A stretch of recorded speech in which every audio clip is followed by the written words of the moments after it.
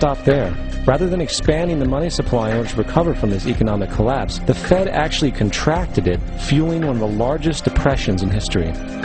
Once again outraged, Congressman Louis McFadden, a longtime opponent of the banking cartels, began bringing impeachment proceedings against the Federal Reserve Board, saying of the crash and depression, "It was a carefully contrived occurrence. International bankers sought to bring about a condition of despair so that they might emerge the rulers of us all." Not surprisingly, and after 2 previous assassination attempts, McFadden was poisoned at a banquet before he could push for the impeachment. Now, having reduced the society to squalor, the Federal Reserve bankers decided that the gold standard should be removed. In order to do this, they needed to acquire the remaining gold in the system. So, under the pretense of helping to end the Depression, came the 1933 gold seizure. Under the threat of imprisonment for 10 years, everyone in America was required to turn in all gold bullion to the Treasury, essentially robbing the public of what little wealth they had left. And at the end of 1933, the gold standard was abolished. If you look at a dollar bill from before 1933, it says it is redeemable in gold. You look at a dollar bill today, it says it is legal tender, which means it is backed by absolutely nothing. It is worthless paper. The only thing that gives our money value is how much of it is in circulation. Therefore, the power to regulate the money supply is also the power to regulate its value, which is also the power to bring entire economies and societies to its knees.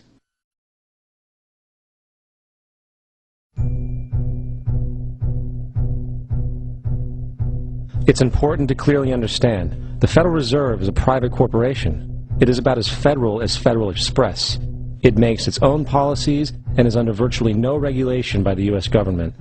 It is a private bank that loans all the currency at interest to the government, completely consistent with the fraudulent central banking model that the country sought to escape from when it declared independence in the American Revolutionary War. Now, going back to 1913, the Federal Reserve Act was not the only unconstitutional bill pushed through Congress. They also pushed the federal income tax. It's worthwhile to point out that the American public's ignorance towards the federal income tax is a testament to how dumbed down and oblivious the American population really is.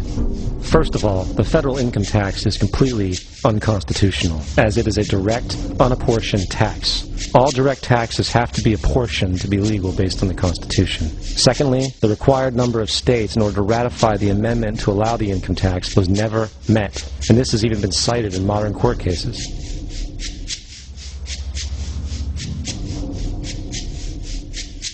Third, at the present day, roughly 35% of the average worker's income is taken from them via this tax. That means you work 4 months out of the year to fulfill this tax obligation.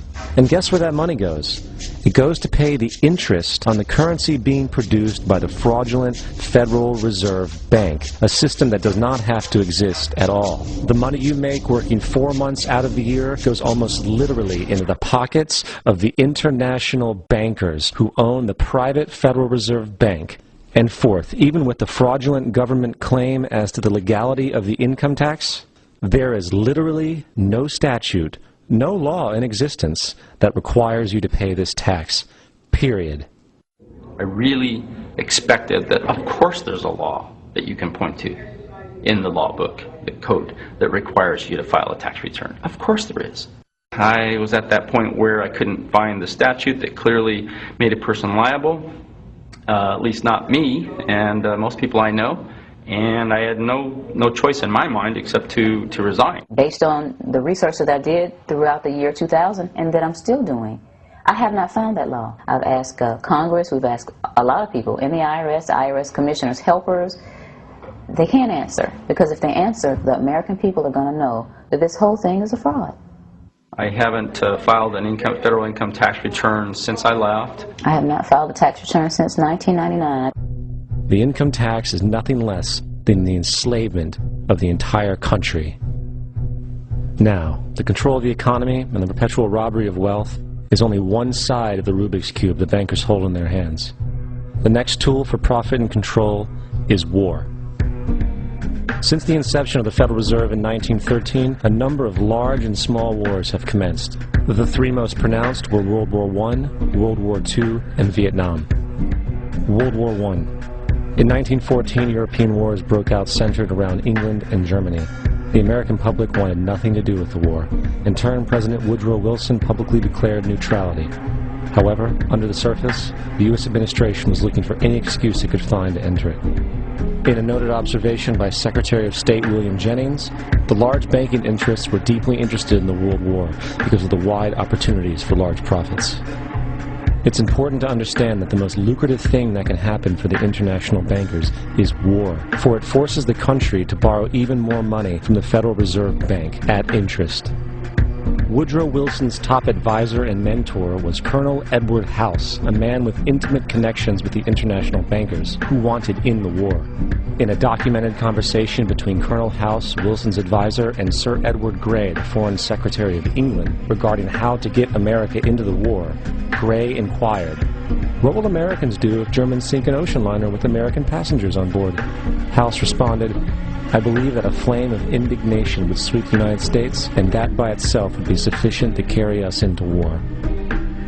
So, on May 7, 1915, on essentially the suggestion of Sir Edward Grey, a ship called the Lusitania was deliberately sent into German-controlled waters, where German military vessels were known to be. And, as expected, German U-boats torpedoed the ship, exploding stored ammunition, killing 1,200 people. To further understand the deliberate nature of this setup, the German embassy actually put advertisements in the New York Times telling people that if they boarded the Lusitania, they did so at their own risk, as such a ship sailing from America to England through the war zone would be liable to destruction. In turn, and as anticipated, the sinking of the Lusitania caused a wave of anger among the American population, and America entered the war a short time after. The First World War caused 323,000 American deaths. J.D. Rockefeller made $200 million off of it. Not to mention the war cost about $30 billion for America, most of which was borrowed from the Federal Reserve Bank at interest, furthering the profits of the international bankers. World War II. On December 7, 1941, Japan attacked the American fleet at Pearl Harbor, triggering our entry into that war. President Franklin D. Roosevelt declared the attack was a day that will live in infamy. A day of infamy indeed, but not because of the alleged surprise attack on Pearl Harbor. After 60 years of surfacing information, it is clear that not only was the attack on Pearl Harbor known weeks in advance, it was outright wanted and provoked. Roosevelt, whose family had been New York bankers since the 18th century, whose uncle Frederick was on the original Federal Reserve Board, was very sympathetic to the interests of the international bankers, and the interest was to enter the war, as we've seen, nothing is more profitable for international bankers than war. In a journal entry by Roosevelt's Secretary of War Henry Stimson, dated November 25, 1941, he documented a conversation he had with Roosevelt. The question was, how should we maneuver them into firing the first shot? It was desirable to make sure the Japanese be the ones to do this, so that there should remain no doubt as to who were the aggressors. In the months leading up to the attack on Pearl Harbor, Roosevelt had done almost everything in his power to anger the Japanese, showing a posture of aggression. He halted all of Japan's imports of American petroleum. He froze all of Japanese assets in the United States. He made public loans to nationalist China and supplied military aid to the British, both enemies of Japan in the war, which, by the way, is completely in violation of international war rules. And on December 4th, 3 days before the attack, Australian intelligence told Roosevelt about a Japanese task force moving towards Pearl Harbor. Roosevelt ignored it. So, as hoped and allowed, on December 7, 1941, Japan attacked Pearl Harbor, killing 2,400 soldiers. Before Pearl Harbor, 83% of the American public wanted nothing to do with the war. After Pearl Harbor, 1 million men volunteered for the war. It is important to note, Nazi Germany's war effort was largely supported by two organizations, one of which was called IG Farben. IG Farben produced 84% of Germany's explosives, and even the Zyklon B used in the concentration camps to kill millions. One of the unspoken partners of IG Farben was J.D. Rockefeller's Standard Oil Company in America.